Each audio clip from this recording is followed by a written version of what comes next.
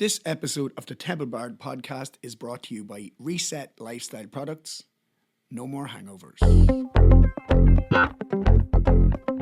How are you? And welcome to the Temple Bard podcast with me, Jim Wynn, and Philip Newen. Let's go. Okay, Philip, obsessions. Obsessions. Well, Take That are playing in Dublin tonight. And Take That in the mid-90s. Huge. Huge. Like, when Take That broke up, they had a special helpline. I think that was the first time when like a band broke up that there was a special helpline you could call. Yeah. Just to make sure you were okay. Yeah. Like, yeah. It was a mania. It's funny because I've only finished reading a book about George Martin, the Beatles producer, and it talks about the mania of the thing and how they hated doing gigs because people would just scream the whole time, they couldn't hear themselves. And it was similar. I'd probably take that like it's just some sort of mania where it's much more than people liking the music because they're obsessed. Definitely. Yeah. Like Elvis, I think Elvis was in Tupelo, Mississippi. I read a story, and the whole town had to close down because people heard where he was, and everybody just stopped what they were doing and just ran to see Elvis, like just to get a look at him. Yeah. That's where that came from. Where they used to say Elvis has left the building. It's just so they get people to go home. Elvis has left the building, and he'd be like, "Honey, I'm hiding in my car outside." Oh man, no. So I suppose nowadays, is there anything close? Taylor Swift, maybe. Taylor Swift is a big thing online. I don't know if it's the same people following, screaming her around. People do it like defend her to the hilt online. I think it's kind of changed a bit in that regard, but I think it's much more watered down, the popularity of musicians. There's no like... Oh, without a doubt. Like you have like, so you have Swifties, Beliebers, Justin Bieber's crowd. But well, listen, I suppose we don't see it here as much, but BTS, this K-pop, they're probably a phenomenon. Yeah, that's a bit of a mania. Yeah, over it, like in the East, I think they're huge. Yeah, and in America, in America as well. Yeah, it's a huge industry. And what K-pop is they take the hooks from all the genres and try and make songs written specifically to fit all the hooks of different genres. So you'll have songs. I watched the whole documentary about it. Went down a whole K-pop rabbit hole. So what they do is they take like something from heavy metal, like, and they have a bridge that's just like heavy metal, like arrangement. Right. And then they'd have like a pop thing, and then like a boy band thing, and then they put in like a country bit. It's the same thing with now. You see Beyonce doing country albums and all, because country is starting to become the new thing. Hip hop's been number one. Hip hop and EDM, I'd say, has been number one. I had to add that Beyonce song to the set list as well. Did you? Somebody was like, "This ain't Texas. Yeah. This is Temple Bar." Yeah. So there's just like that, there are certain songs that. Like Stick Season was a big one over Christmas. Yeah. It's kind of died off fairly quick, but over Christmas it was huge. That's what I just don't really get it. Like it's not a bad song, but I don't know. It's like such a sparse arrangement of a song. Like I don't know how it got so big. I think it's the TikTok algorithm. I think it picks up something. Yeah. And then it does it. Like Vienna by Billy Joel is massive at the minute. I don't know why, because the song came out in the late 70s, early 80s. Babylon. I wonder now, is it like the big record, the major record labels are putting out, like throwing a few brown paper bags around, because without a doubt, it's at first now TikTok, you'd have like artists that were nobodies were getting huge, going viral and becoming huge, and then the Weller Man, there once was a ship to like that was not like an organic viral thing, and that was just some lad in his bedroom, I think, and Nathan Evans, and he blew up over that. Yeah, but then since that, I think they've kind of, even in shows, like Stranger Things used Running Up That Hill by Kate Bush, and it blew up as well. It became massive as well. Yeah. So. Well, it gets into the lexicon, but I think major labels see what TikTok power had, and then suddenly they jumped on it, and then it's like all these things. If you get in early, you can go viral kind of organically. But once the dam's down, like it's just, you're going to have to pay big bucks to get the recognition. But still, even then, you can still pay money towards marketing and still not get it to go viral. So like it still has to be something that people want to listen to. No, well, it's funny you should say that. So the spark of going viral is something mad. Now, it's only ever kind of happened me semi once. Yeah. And it was back in 2018 with a song with the Galway Shawl, and I went into the cinema. Yeah. and the Irish Post and somebody else had shared it as a video, and they had like millions of subscribers. And I went into the cinema to watch, I don't know, something, and I was living in Qatar, and I went into the cinema, and when I came out, I had like 12,000 notifications on my phone or something. Like it was like Mind blown. Just all Not expecting it at all. So there was like likes and shares, and then like mad stuff. It was like I think when I went in, it had like 18,000 views, and when I came out of the cinema, it had like well over 500,000. I think it was nearly massive instant. in 2 hours. Yeah. And it was because they shared it, but then somebody else big took it, and then someone else big took it, and then someone else big took it, and all these sites it was just this collision course. All these sites with massive reach. Yeah. Kind of used it within a couple of hours, and it just blew up like that. And it went like that for about 4 or 5 days. It was massive. It was in around, the couple, like I think in the end it got like nearly 10 million plays on all social media, between Spotify and Facebook and Instagram and YouTube and between everything and TikTok and everywhere it was shared. I think it was like well over 10 million. But like that, it just took off so fast. Yeah. Like Shane Codd, I actually know Shane, the DJ. Like when he did Get Out of My Head, I think the last time I saw it before it took off, it had like 600,000 or 700,000 views. Yeah. And this was just before COVID. And then he got picked up by a label, I think Warner or someone like that. But it took off on, I think it was TikTok it took off, or somewhere like that. But I think it's got like 115 or 120 million plays now on Spotify. Like. He got like at least a tenner for that. That's it. But you know what I mean? Like when something gets picked up like that, like up into the hundreds of millions, Just takes a bit of momentum. That's life changing. Like Yeah. that changes everything. Yeah.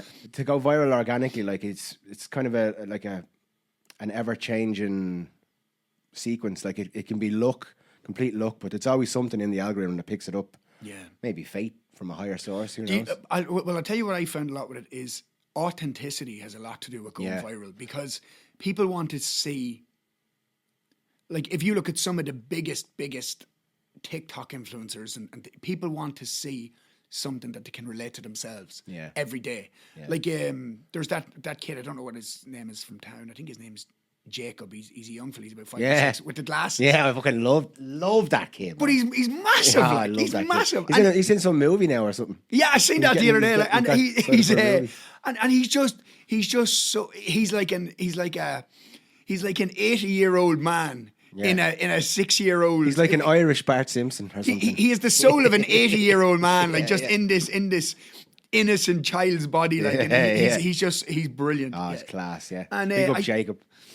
Yeah, we shout out to that is his name, Jacob. Yeah. Jacob's Mammy, I think is the name of his account. Jacob's Mammy, yeah. So just like that, I think that has some. I think it's just about authenticity especially with TikTok, because you can see the lads that are faking it. You know what I mean? Now listen, we're not slamming America. I've done it myself. Try and promote stuff on TikTok, and you get put in this. They call it the 200 view jail. So you put like a load of work into some video, and then it gets 200 views, and it never goes anywhere more than that. Like, and you're just like, okay. Well, I think the biggest video I had on TikTok was you one falling across the stage. Oh, that's a classic. I had a huge one when I first signed up for TikTok. I got these eggs.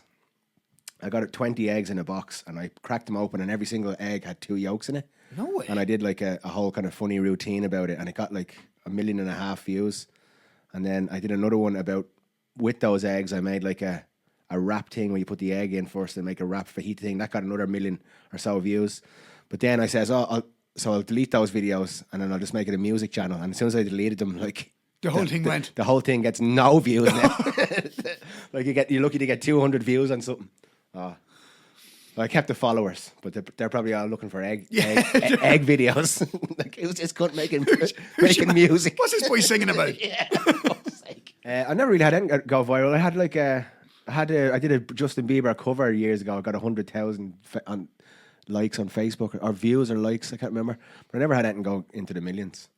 I remember back in the day, like even a couple of thousand was massive. The E-Team I did actually years ago, which is a parody of the A-Team. But it was about drugs. That was unbelievable. Yeah, that got a few few. I don't know how many views it has now, but it went locally viral at least. But on obsessions, so like that, you know, it's not just music in the realm of cosplay. Yeah. Like I'm a massive RoboCop fan. I drove to Wexford to see It's Dan true, O'Herlihy's folks. Dan O'Herlihy's his grave, like the old actor Dan O'Herlihy in RoboCop. Yeah. I drove to Wexford just to see his grave and get a picture at it. Yeah. You know, like just everybody has an obsession or in some mad way. I have it just because it links to my childhood. But like, what's yours? Mine was I was thinking about it because we discussed it earlier on. I was thinking Jaws. I used to watch Jaws when I was a kid, and I was completely afraid of sharks. Still am irrationally. Like I go swimming in the sea quite often, and even in the Irish Sea where there's ne'er a shark's been seen, I'm still shitting it. Like because I can't see under the water. I'm only up to me fucking stomach anyway, but I just always have this vision of a shark grabbing me from underneath. I used to be afraid to sit in the toilet and go in the bath and all, but it's not just a fear; it's an obsession because was I've this watched. When you were a kid, like? It's when I was a kid and up to. I haven't been as much in the last 10 years, maybe, but I've watched every documentary about sharks. I know all. I know like I have a ridiculous amount of knowledge, useless knowledge about sharks, like species of sharks, where they're found, what they eat, attack data. Just in case. Just all this. It's an obsession because I love sharks. Like I think they're a really interesting thing because anything that hasn't evolved much over millions of years, it's just kind of stayed the way it is. So my obsession is sharks. I'd say if it was something kind of strange thing that I've kind of throughout my life that I've kind of gravitated to, I would say it's sharks. That's mad. Another one I was thinking of is football, like the obsession we have with football, or with shows like reality shows. Like I often used to say like not watch reality shows. Still don't really prefer to. But I'd be like, that's ridiculous. Why'd you watch that for? And then I'd go and watch 22 men running after the ball for 2 hours. Like to us, like that's like a worthwhile pursuit to watch football, and watching reality shows is beneath us. But probably to women or whoever watches reality shows and doesn't watch football, we have to cut that. It's the opposite. No, we have to. To women has to go there. Well, not to women. To people who wouldn't. To people who wouldn't watch football and who like reality shows, football is ridiculous. Yeah, no, it makes sense. But you were saying as well, kind of the rise in reality TV, I suppose, is especially for people who are kind of in a stressful environment most of the day. It's an easy way to turn off. Yeah.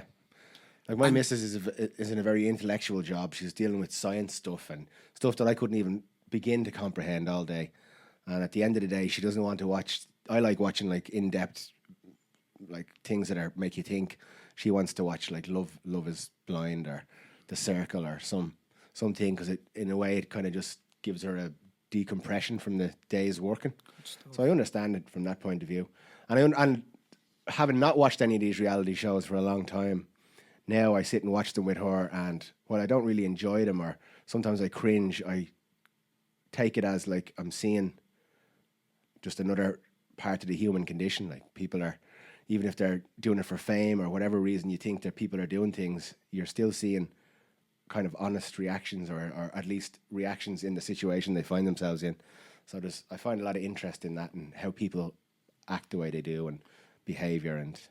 Would you go on a reality TV show? I wouldn't. Would you go to the jungle? I'd go to the jungle without the cameras. I'd like to go to the jungle and, take ayahuasca and meditate for... That's not what I mean. Ayahuasca and meditate for 2 months. I'm talking about going eating like spiders' balls and all, and you have to do the challenges and all that. Clondalkin.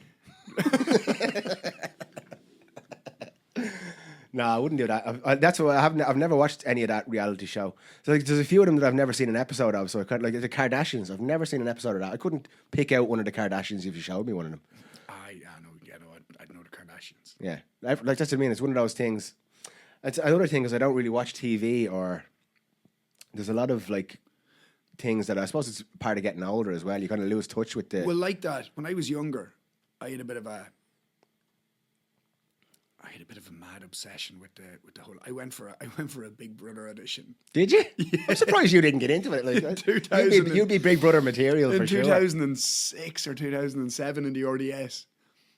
I think I was 20, and I went for it, and I got far enough in it. Like, yeah, I got to like, I think I got to like the last 20 in Dublin or something.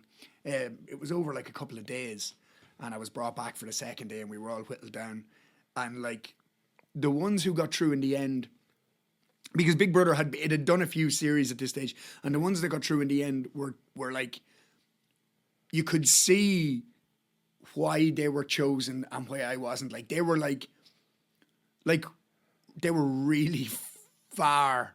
They didn't give a fuck. Do you know what I mean? Like they were just no inhibitions. They were really going for it. Like where I was kind of half thinking, you know, my family will see this. If I go on and do this, they were going balls to the wall. Yeah. So, and that's what they want. That's what the reality TV sphere wants. Like, so you can take it and look at it as it's an extreme. And another thing is like that we see online in general, or discourse or whatever you see online, we tend to see the extremes because the loudest voices get the attention, squeaky wheel gets the grease or whatever. So, and it's in reality TV, the people who get picked are the far edges of how people like. There's something to relate to with everybody, of course, but the people who are picked are not like they're all an extreme version of the normal person. Who most of us are reasonable, normal people. And I think we get lost in the fact that we see a few opinions online that gets a lot of interactions, and then we see it as this is the normal now. The world's going to shit, but really it's just now there's a place where people can talk shit and people react to it. But obsessions, yeah, it's funny what people can get obsessed with. Speaking of obsessions, have you watched Baby Reindeer? No, and do you know something? I was gonna watch it yesterday. I watched the trailer about the girl in the bar, and she has like politicians' numbers on her phone. Yeah. And that's the one, isn't it? Yeah. Yeah, so I saw the trailer, but I haven't seen it yet. She's a fucking unbelievable actress, whoever she is in that. But it's a true story. This is a true story about a comedian who, I won't spoil it for you, but it's a stalker. I'm actually going to watch it today. Yeah, so you should. It's a fucking unbelievable thing. She's a stalker, and it's got so much nuance in it. Like you'd have to watch it. I won't go into it because you haven't watched it yet, but anyone who's listening to this that hasn't watched Baby Reindeer, get onto it. And anyone who has watched it, in the comments, tell us what you thought. Good stuff. But that's a thing of obsession for sure. And it's not just her that's obsessed. You can see his obsessions as well. Oh, is there? Oh, right. But is it her that's obsessed with him in it, yeah? Yeah, it's her that's obsessed with him. But you see all his life is far from perfect in every other way. And in a way, he kind of uses her as validation for himself at times. So it's not like he leads her on. Like she definitely was in the wrong. And it's a true story. Your man who's in it is the fella who it happened to in real life. No way. Yeah, I watched an interview with him last night. He was telling me about it, and there's some fucking dark shit happens in it. And so did he write it? Yeah. And did he? So he did it. He had a one-man show made out of it in Edinburgh, apparently, on the Fringe Festival. Right. And then Netflix decided to pick it up, so he made the series. So he wrote it from his own perspective and still showed his flaws and weaknesses. Yeah, and why the fucking flaws and weaknesses are many. That is class. Yeah, it's very good. It's very good. Me and the missus watched it. Because normally if somebody's writing something like that objectively, you know, they're gonna maybe paint themselves in a decent enough light. You spend most of the thing going, what the fuck are you doing, you dick cunt? Like, you spend most of it going like, kind of thinking like, how no one could be this fucking stupid. But like, it's very, very clever.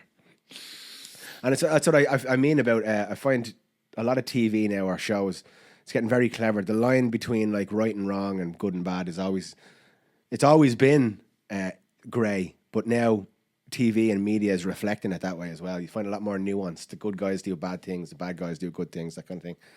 So it's another one along those lines, and it's very good. Highly recommend. Any other kind of obsessions? I'm trying to think obsessions. What are we obsessed with? I think you can be obsessed with everything. Even like from stuff like religion, you can be obsessed with that. People are obsessed with proving their religions or their beliefs to be correct, or seeing anyone who doesn't subscribe to their particular dogma or view of religion as wrong or evil or ignorant or whatever. So I think you can be obsessed with anything, really. You can be... In Ireland, we're obsessed with the GAA, I'd say. Well, especially... Well, Dublin, but kind of definitely outside Dublin. It is religion. Yeah, it is, and it's not much bigger. I know loads of lads from Dublin that go to Croke Park and do this more Gaelic football, obviously in Dublin. I was never really into it growing up, but I ended up going to a rugby school and all, and that's becoming a huge thing now. Rugby, it's much bigger than it. It was always kind of big with the posh people in Dublin, and then everyone from especially the south. Well, I'll tell you something. It's something that I want to do a full podcast on eventually. Obsessions, like there is food ones. Have you ever seen people who only eat cheese and shit? There was a show on BBC or RTE or UTV or one of them back in the day called Food Obsessions or something, and there was people who only eat cheese. There was one woman who ate her husband's ashes. No way. Yeah, she used to, like, she had them for years, and she used to have a few spoonfuls on the sly every so often. Loved them, and they were saying that she could get all sorts of diseases from it, but she still did it, which is strange. People are capable of all sorts of things. I wouldn't judge them for it either. People do, like, you know. Was it Keith Richards said that he snorted something? He said he snorted something. That's rock and roll. But if an overweight lady from Northampton starts eating her husband's ashes, it's weird. Just a few spoonfuls. Just a spoonful of Trevor helps the medicine go down. There's an obsession that people have with politics and, like, their side being correct all the time, and people refuse, even if it's something that they have never thought about before. They'll kind of toe the political line of things. Politics has always been a weird one for me. I couldn't give a fuck. Like. Yeah, I've been into it at points. I just think they're all greedy bastards who just want to line their own pockets. Well, it's Billy Connolly famously said, the last person who should ever be in charge is someone that wants to be in charge. So it's so true. It's so true. Like, so it should be. They just should put it on some poor cunt and say, right, you make the decisions for a while. But I think as, like, we're so connected by technology or whatever else, I think it'll even out somehow. I think now politics at the moment is just showing us, slapping us in the face with the reality that no matter what you pick, it's a fucking shit show. But anyway, so you can see, like, with I feel like the politicians that are being put in charge of the kind of bigger countries of the world is just showing people, waking people up to the fact that really that's not where the power is. The power isn't in who gets elected for 4 years here or 8 years there. It's who's in a job for 40 years in the CIA or the intelligence agencies or the Rothschilds. Yeah, or the Rothschilds. The Rothschilds run the everything. The money. Whoever got the money. You see, it's funny because we're like, oh, we'll cut that, but they're listening to that in real time. Yeah. Philip, what's that red dot in your head there? This episode of the Temple Bard podcast is brought to you by Reset Lifestyle Products. No more hangovers. Yeah. If you'd like to see a video podcast, comment below, like and share, and whatever you have to do. Yeah. So that's it for us this week. This is episode 3 of the Temple Bard podcast. It could be episode 11. We're not sure. We're not sure. Yeah, well, we don't know where this is going to be in, but that's it for us this week. That's it for us this week. Sláinte.